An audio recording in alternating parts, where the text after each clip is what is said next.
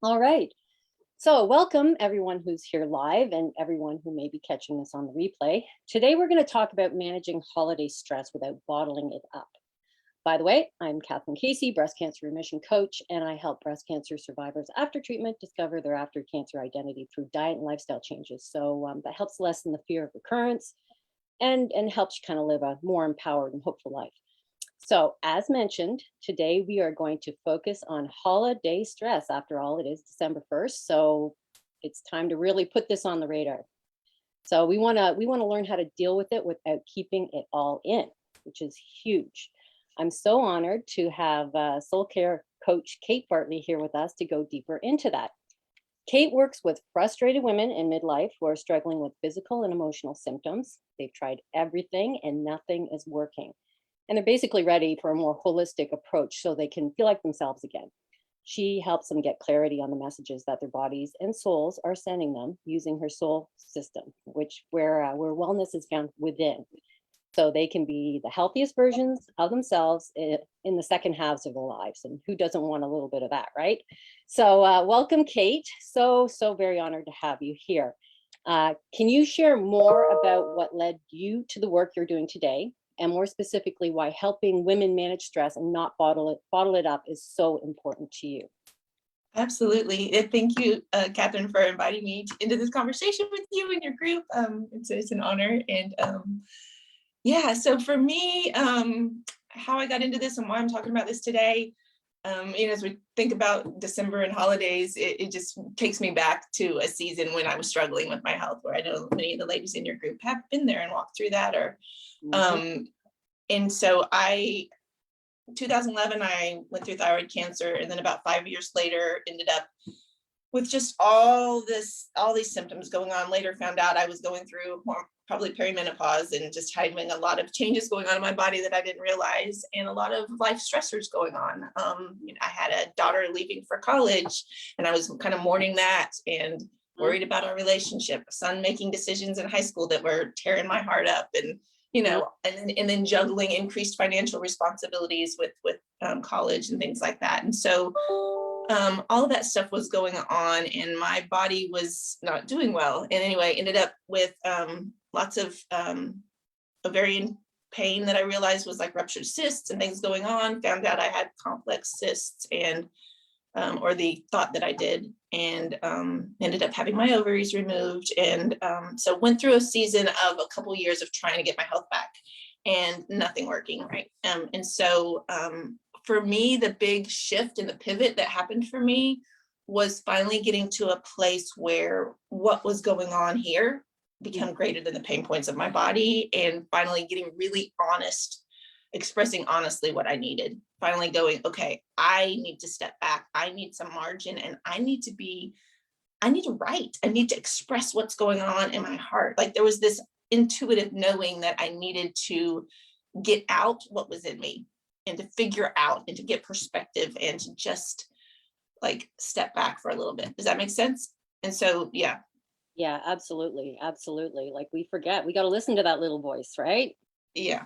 And so that process, I really attribute that process to getting my health back. Like it created a shift in my body by releasing that stress. And for most of us, we don't think about, like, if I had gone into, when I went to the ER with panic attacks or things going on, if a doctor was to tell me you're just stressed, deal with your stress, it would be like, what? Like, I am not stressed. I am totally fine. I was relaxed when this happened or whatever, right? And so it's through that process, when I was doing the journaling, that I uncovered what was going on that I wasn't even aware of. Does that make sense? And so that's really how I got into where I am today, and why I'm passionate about teaching women how to do practices and processes to uncover what's going on that we're not even aware of, and get it out of our body so it's not manifesting physically. Yeah, that's just amazing, because we don't know what we don't know, right? And you're helping to shed some light on these issues. Like, who would have thought that even if a big, super big event, even if it's a fantastic event, is going to impact our health in such a way. Like I know that when I was going through cancer, like prior to that, it was the divorce. We all kind of have these things in our lives that we don't recognize the impact that they're having on our bodies. So Right. Anything that you can help kind of shed some light on that, that's fantastic. Can you unpack a little of what you've learned about holding these stressors that affect our health and our healing, holding them inside? Yeah, I mean, from a firsthand experience, it was just, again, you're starting to experience different symptoms. Like for me, during that Christmas season, I started having vertigo. I was wrapping packages and, Yeah. getting dizzy and almost passing out, and exhaustion and heart palpitations and digestive pain, and you're starting to really notice what's going on physically. And so that is kind of the manifestation of what's happening within us, right? When we're bottling, and sometimes it's not a purposeful bottling up. It's just our subconscious brain is intentionally keeping those things down in our heart because it doesn't feel safe to think about it, or, and so what did you ask me? The question is, how does, ask me the question again. Like holding it inside, holding the stress inside, Yeah. how does it affect our health and our healing? Okay. And so let me kind of back up on that and just define stress for a minute, if that's okay. So stress, basically what I've learned about stress is it's not so much the stressful circumstances around us or the life stressors. It's more about how we're perceiving it and what's happening within us in response to it, right? That's the danger. Because we can't do anything about the life stressors. They're going to be there. They're going to happen. And we're designed to handle that. When we recognize what's going on and we work through it and we release it and we think about how we're perceiving it. And so one of the things that I've been really studying and learning is that, like, what's going on in our nervous system and how are we perceiving what's happening in our life and around us, relationally, financially, in our jobs, everything. And so again, it's the role of perception and how I'm perceiving my past stories of everything else that's happened in my life that determines what manifests as stress in my body. Does that make sense? Yes. Yeah. Absolutely. So like you mentioned, like personally, you were dealing with heart palpitations and like was that it, or there was more to the physical side? Because that's enough as far as. I mean, I can take this all the way back to the initial thyroid cancer, and I know there's lots of factors that play in, so we're not labeling that one thing is, but we know in disease process that stress has a big role. We just know that it does. And so it could be nutritional stress, it could be a different kind, but for me, I can look back at that season of before I was diagnosed with thyroid cancer, and I was crying myself to sleep at night, trying to get out of a situation that I didn't want to be in, but I wasn't expressing my needs and desires. So there was this repression of my voice, repression of my needs, feeling alone in it, not talking about it. And I really feel like my body was like, hey, it represses our immune system when we're not feeling and processing our emotions and what we're feeling, and we're not expressing them. And so that it can manifest in the form of immune system repression, and we know what that does to not be able to handle naturally occurring cancer cells, right? So yeah. Absolutely. You repress that system, and right when you need it the most, like right after treatment is when we need to put Humpty Dumpty back together again. And if we're missing that major piece of being able to listen to our hearts and our souls and be able to express ourselves and get a lot of that negative stress out, then it puts you in a worse position for sure. What are some of the practices that you use today for yourself and for your clients to manage stress? Do you have any kind of favorite tool that you like to implement? Absolutely. And I think if it's okay, before we go into that, can we talk just a little bit about holiday stress? God, yes, please. Because I didn't even, sorry, I should have put that, I kind of skipped that question, but and then I'll share those tools with you. But like, so I don't know about you, but for me, I think a lot of it, when we think about stress, it's the demands on our time, right? Like it's feeling pulled in different directions, wanting to enjoy and savor time, but feeling like we can't, or there's just this tug of war going on, right? And so that creates a mental and emotional stress. What are some of the stressors for you holidays? Oh gosh, it's just like having family over,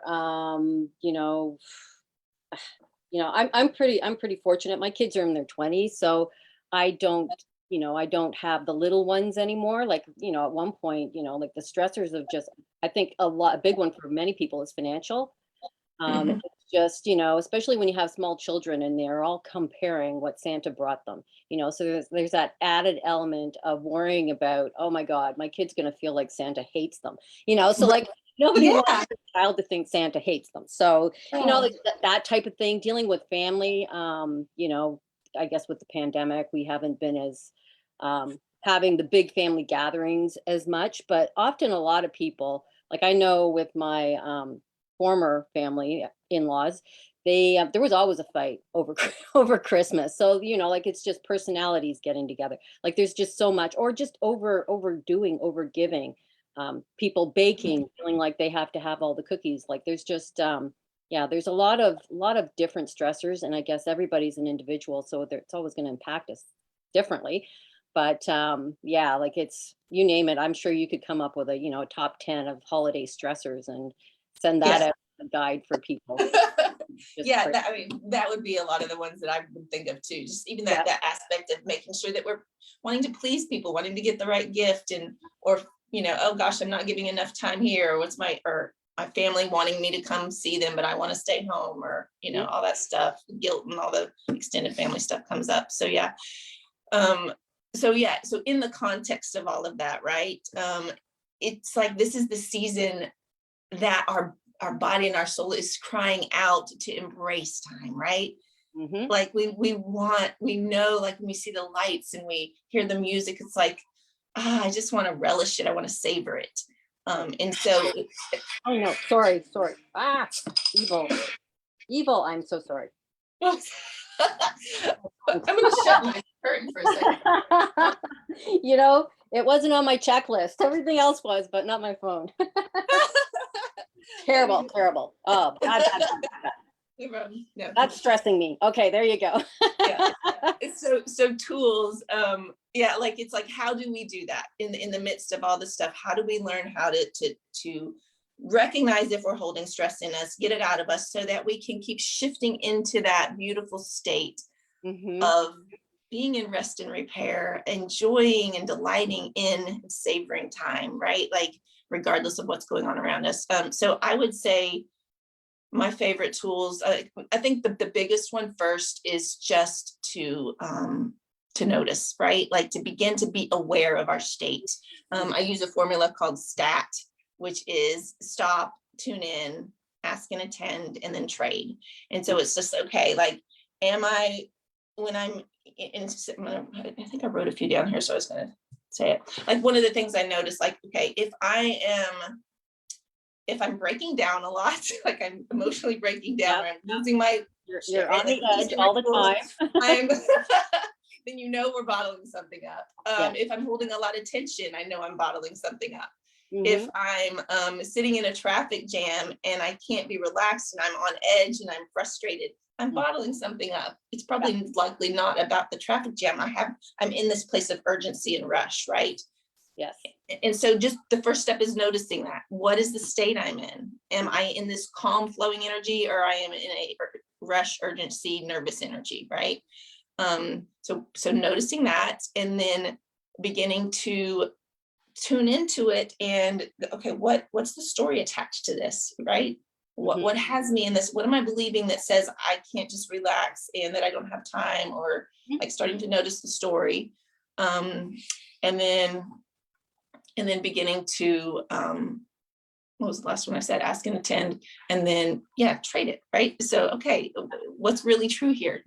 Can't, like beginning to shift it. So I'll do that just in the car or wherever I am, but I like to come back and journal it. My favorite way is to really step back and go, okay, what was happening here that had my system in this place? Hmm. Because I know that I got to practice that, or I'm going to stay there and I'm repressing my immune system when I'm doing that.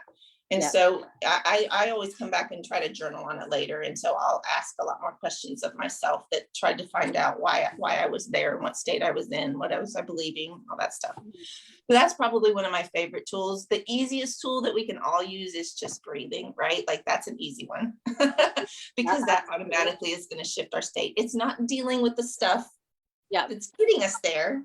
And Mhm. so that's going to keep coming back up, but at least it's something that we can do in the moment to shift our state and to release and to relax and turn back on our healing, right?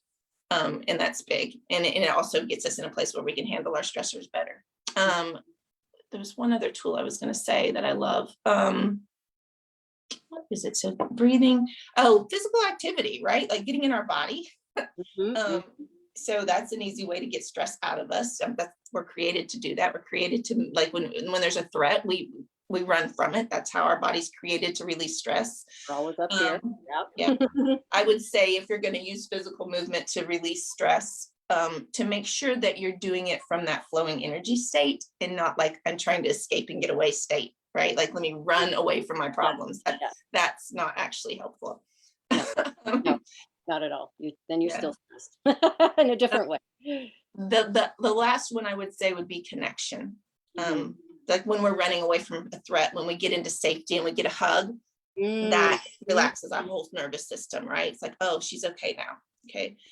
Yeah. But the goal of all of those methods is to let our brain and our body know that the threat's over and that we're okay. And then it can shift back into rest and repair mode, right? And to be in that state of health. And so whatever that is that works for you.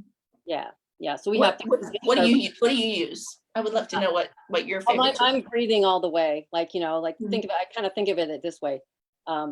Taking a breath gives me a breather. It kind of gives me that moment where I can just kind of chill and the body's like, okay, I'm safe. Because we have to, our brains just want to be safe. And, we just need to convince them that they are safe and secure. And those are some amazing tips. So the acronym was STAT. And that was stop, tune in. Okay, am I holding tension? What's going on in my heart? What's going on in my mind? Yeah, and then ask and attend. So and I love that ask and attend. Like, think of it as you're asking and attending to your inner child, right? That's feeling nervous, that's feeling stressed, that's feeling that tug of war, or worried about pleasing somebody. Like, ask and attend. What's going on? What are you feeling? What are you believing here? What's really true? Like, parent her. And then trade the stress and what you're believing for a new thought and a new belief that allows you to relax and release those expectations that you're holding. Yeah, that's amazing. I love it. It's, and our thoughts are our choice. I keep trying to tell, another thing I keep telling myself is thoughts happen, but we don't have to follow every single one of them and go down the rabbit hole. And that's often what happens when you find yourself in a bit of a panic and stressed out about something, is you've allowed yourself to just kind of follow that thought to all these random kind of outcomes that may not necessarily ever happen. Like it's amazing what our minds, but all that stress, what our mind is thinking, it's still having the feelings in our body. So even though it's a thought, our physical body's feeling that it's real. So, even just keep that in mind. That's fantastic. I love it. I'm going to put that in the description afterwards, just so Well, and that's the empowering part, isn't it, Katherine? Like, we think, gosh, there's nothing I can do about my life stressors. I can't get out of this circumstance. I'm in a bad marriage, or what, all the stuff's going on. But we absolutely have control of our perception and our thoughts and our beliefs. And that's where we can be empowered to shift those things. And that affects everything, and then it may actually change our external. Absolutely. Yeah. Like that's it's such an amazing shift to make and something to keep in mind. So now this is for those people that might say, what most of us know, that stress isn't good. We've talked about that, and it can block our healing. But what would you say to someone that says, easier said than done, I can't escape stressful circumstances of my life? And now, whether that's being a caregiver, difficult family relationships, financial stress that we talked about, teenage children, thank God I don't have any of those anymore, keeping up with medical appointments, treatments, managing symptoms, that type of thing. What can we do to reduce the impact of stress on our bodies as we're kind of navigating these holiday time stressors? Like, what would you say? I think we covered a lot of that, but I would say, I would sum up to say that just to think of this as a daily practice of release, right? Of detoxing, right? Like allow yourself to feel and express and release what's going on under the surface, because then you're getting it out of you. You're getting the stress out of you every time you do that. And you'll feel it physiologically. You'll feel You'll feel the relief. You'll feel that, like, if I'm typing, I'm so mad, I'm mad about this, I'm mad about that, and I'm getting it all out, all of a sudden we kind of exhaust ourselves, and it's like, Mm-hmm. okay, I'm done being angry. Yeah, I had Like, enough. there's a relief, right? Like, and sometimes we can identify when we get there, now I'm sad. Like, the anger was covering up another emotion. And so again, we have to remember that emotions are energy. They're energy in motion. Mm-hmm. And if we don't get them out, we don't feel them, and we're just pushing them down, then that energy is stuck in our body and it's stopping and blocking up health. It's repressing our immune system. And so I don't know if that answered your question, but That's great. That's great. Yeah, no, like especially that having that ball of negative suppressed energy in your body. That's what, and that's what happens when you break down when the toilet paper rolls out. It's because you probably have this in there, like it's the little things that'll drive you bananas that push you over the edge. Like you just kind of lose it, or if you're in traffic and like whatever, or the kids leave the dishes all over the counter. It's not the thing that's in front of you that is the problem. It's the thing that you're carrying around in you that is the problem. Yes, the carrying it around, right? Yeah, absolutely. And I think the beautiful thing to remember in that, the last thing I would want to say is that when we're in that state, we don't have clarity, we don't have perspective, we can't find answers. It's just this, it's awful, isn't it? Yeah, it's a fog. It's just yeah, no, been there, done that. I got the postcard. So the good thing is, like, if I'm talking about, okay, my family is pulling at me and they're making me feel guilty and blah, blah, blah, and all this, we get it out of us. Once we get it out, then we can find perspective, and then we can find truth, and we can find our resources, and we can find clarity on, okay, what do I have control over? What do I want here? What can I do? What boundaries can I set? Like, we can't even get to that stuff until we express the other stuff first. Yeah. So just so thinking of it as just a daily practice of detox. Like, open up the bottle, let it out. It's like a pressure. You guys you have a pressure cooker? Yeah, exactly. Yeah. Release. Yeah. Let it out slowly. Like we actually, our challenge for this week was saying no in our group. It was about saying no. And that's so true. Like, and even if, like, there's a lot probably to come out and to be processed, but even just going forward and trying to choose what serves you, or what you actually want to say yes to. I really want to say yes to this. Like, would that be helpful? Like, I kind of think of it like a detox. If you're continuing to put the toxic substance into your body, even if you're trying to detoxify it out the other way, well, you're still putting it in. You're still gonna have to level. So what you have to do is cut off the supply. So that's why this week I did our saying no challenge, just to try and get people into the flow. You're running into a busy season. You have to try not to overextend yourself, so you're not feeling that adding to that little burden that you might be carrying around. So absolutely like and that's a responsibility that sometimes we don't think we can be empowered to say no, or to step back, or to create more margin in our life. But we're responsible for the environment that we create around ourselves. And like, if you don't want to have so much stuff to process, then create those boundaries in this margin. Create the and we can't even have time without the boundaries, without the no's. There's not even time to process the way that we just described, right? True. Absolutely. It's very difficult processing. So speaking of challenges, I understand that you're going to be leading a 5-day challenge on December 12th through 16th. Tell us a little bit about that.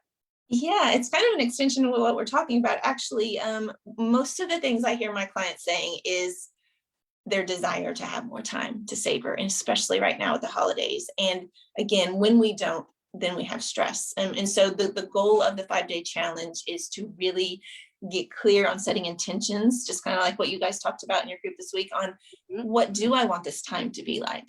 What do I want time for? And really getting clear on that, and then setting boundaries around those priorities, and then dealing with the things that are going to come up that get in the way of trying to set those boundaries. Fear and guilt and expectation on yourself, financial pressure, all that stuff, right? Really, really digging into that. And then just having that accountability context to really hold those visions for ourselves. And then I think the biggest thing in the midst of all that challenge is how how do we learn how to embrace time each day to where we're not fighting time? Does that make sense? Yeah, exactly. Yeah, like Exactly.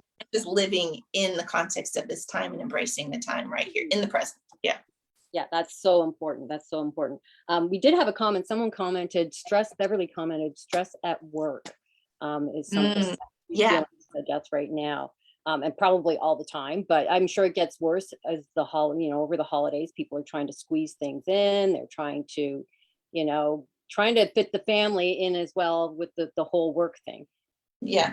And I think that that's kind of like for her example, like stress at work, like some people, like we're working 40 hours a week. We've got these things going on. We're trying to plan, we're trying to shop, like really setting intentions around, okay, how can I embrace the season while I'm at work? What can I do that's allowing me to just be in this place of presence, delighting? Do I want to have some music in my office? Like really just setting intentions around what is it that I'm going for here? And how can I be empowered to have Yeah. autonomy over that in the season? Yeah.